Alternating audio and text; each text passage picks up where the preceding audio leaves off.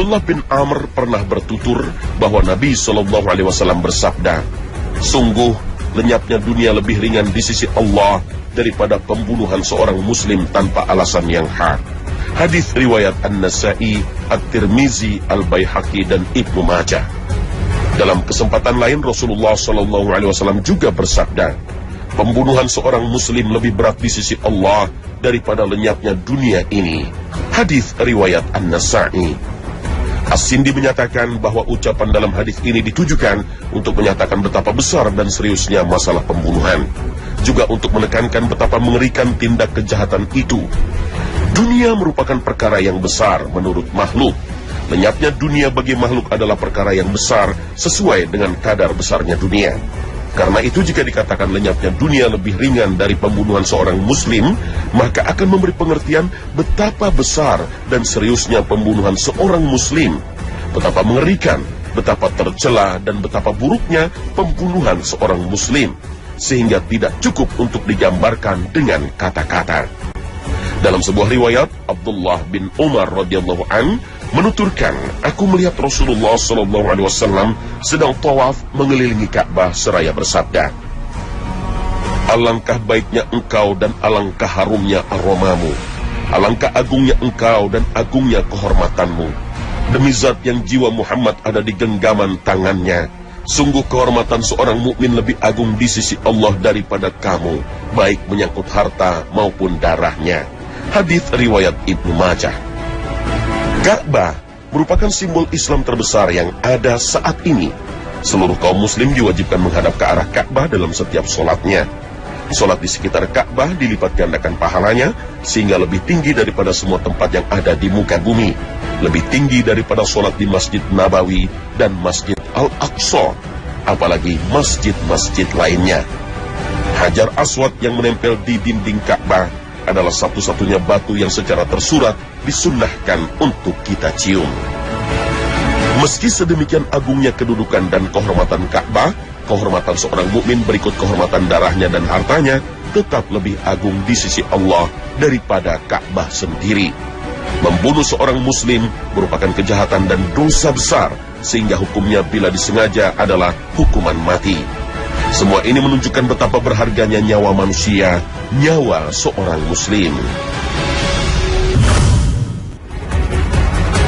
Abdullah bin Amr pernah bertutur bahwa Nabi SAW bersabda, "Sungguh lenyapnya dunia lebih ringan di sisi Allah daripada pembunuhan seorang muslim tanpa alasan yang hak." Hadis riwayat An-Nasa'i, At-Tirmizi, Al-Baihaqi, dan Ibnu Majah. Dalam kesempatan lain Rasulullah SAW juga bersabda, "Pembunuhan seorang muslim lebih berat di sisi Allah daripada lenyapnya dunia ini." Hadis riwayat An-Nasa'i. As-Sindi menyatakan bahwa ucapan dalam hadis ini ditujukan untuk menyatakan betapa besar dan seriusnya masalah pembunuhan, juga untuk menekankan betapa mengerikan tindak kejahatan itu. Dunia merupakan perkara yang besar menurut makhluk. Lenyapnya dunia bagi makhluk adalah perkara yang besar sesuai dengan kadar besarnya dunia. Karena itu jika dikatakan lenyapnya dunia lebih ringan dari pembunuhan seorang muslim, maka akan memberi pengertian betapa besar dan seriusnya pembunuhan seorang muslim, betapa mengerikan, betapa tercela, dan betapa buruknya pembunuhan seorang muslim, sehingga tidak cukup untuk digambarkan dengan kata-kata. Dalam sebuah riwayat, Abdullah bin Umar radhiyallahu an menuturkan, "Aku melihat Rasulullah SAW sedang tawaf mengelilingi Ka'bah seraya bersabda, 'Alangkah baiknya engkau dan alangkah harumnya aromamu.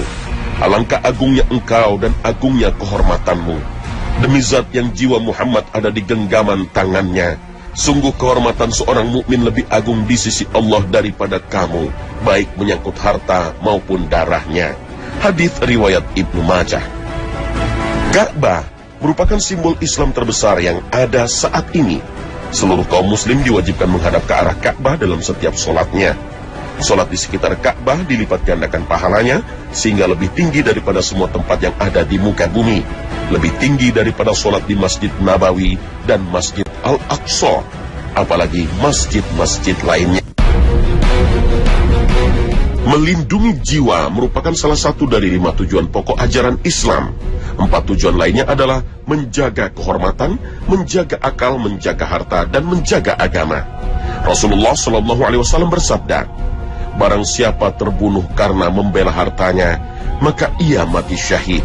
Barang siapa yang terbunuh karena membela agamanya, maka ia mati syahid. Barang siapa yang terbunuh karena membela darahnya, maka ia mati syahid. Dan barang siapa terbunuh karena membela keluarganya, ia mati syahid. Hadis riwayat Ahmad dari Sa'id bin Zaid. Barang siapa yang menjadi korban kejahatan lantas dia membela sekuatnya, maka ketika pembelaan itu menyebabkan kematian, maka hukum matinya adalah mati syahid. Karena termasuk dalam konteks membela diri, membela harta, keluarga, dan membela kehormatan. Proses pembelaan inilah yang dalam istilah fiqih disebut daf'us sa'il, yaitu orang yang menyerang orang lain yang berniat jahat ingin merebut harta, jiwa, atau kehormatan. Dalam surah Al-Baqarah ayat 194 Allah berfirman, oleh sebab itu barang siapa menyerang kamu, maka seranglah dia setimpal dengan serangannya terhadap kamu. Demikianlah jaminan bagi mereka yang berani melawan kejahatan demi membela diri, harta, dan keluarganya. Demikian pula melawan kejahatan dalam rangka membela diri orang lain, hukumnya adalah sama seperti membela diri sendiri. Rasulullah SAW bersabda, barang siapa yang di depannya ada seorang mukmin dihinakan, kemudian dia tidak menolongnya, padahal ia mampu menolongnya, maka Allah akan menghinakannya di depan pemuka para makhluk kelak di hari kiamat. Hadis riwayat Ahmad dari Sahal bin Hunayf. Demikian juga sebaliknya, jika dalam proses pembelaan diri itu si penjahat terbunuh, terpotong tangannya atau cedera, maka tidak ada dosa dan tidak ada hukuman bagi korban yang terpaksa membunuh. Dalam kitab Taqrib tentang fikih mazhab Syafi'i disebutkan, barang siapa yang disakiti badannya atau hartanya atau keluarganya, lalu karenanya dia berkelahi dan membunuh, maka tidak ada resiko baginya. Imam Al-Jassas dari mazhab Hanafi mengatakan, wajib hukumnya membela diri dan melawan upaya kejahatan, meskipun harus ditempuh dengan cara membunuh penjahat. Pelaku yang hendak menganiaya korban adalah orang yang berlaku makar, sedangkan Islam sangat menyerukan agar membunuh kelompok yang berbuat makar. Lalu bagaimanakah bentuk pertahanan diri yang harus dilakukan oleh seorang muslim saat ancaman bahaya ada di hadapannya? Ada beberapa tahapan cara yang bisa ditempuh.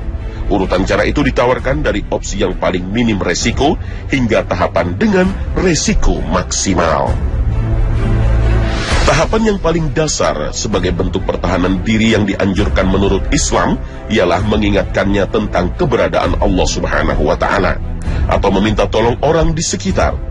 Bila tidak ada, maka ada baiknya memanggil pihak yang berwajib. Itu pun jika kondisi memungkinkan. Opsi terakhir ialah mempertahankan diri secara mandiri dengan sebisa mungkin, sekalipun harus mempertaruhkan nyawa. Seorang sahabat datang dan bertanya kepada Rasulullah SAW, ada oknum yang menghampiri dan menginginkan hartaku secara paksa, apa yang harus aku lakukan? Rasulullah menjawab, ingatkan dia akan Tuhan. Bila tidak berguna maka mintalah pertolongan orang di sekitarmu, dan jika tidak ada satupun maka libatkan pihak berwenang. Lalu bila ia menolak memberi pertolongan maka pertahankanlah diri dan harta bendamu, sekalipun harus mempertaruhkan jiwa, dan kalaupun engkau mati, maka engkau akan mati syahid. Hadis riwayat An-Nasa'i dari Sufyan Tsauri. Selain itu, aksi lari atau menghindar juga bisa dilakukan bila tindakan tersebut dianggapnya dapat menghindari bahaya dan menyelamatkan harta benda, jiwa, atau kehormatannya. Berusaha meloloskan diri dari ancaman pelaku kriminal berarti menghindari niat jahat pelaku. Dengan catatan, usaha tersebut tidak malah mengundang bahaya yang lebih besar bagi dia atau orang lain. Demikianlah, orang sekarang hendaknya memiliki pegangan masing-masing. Selain iman dan takwa, pegangan itu bisa saja berupa kepiawaian bela diri, kepiawaian melindungi diri, atau keahlian melarikan diri.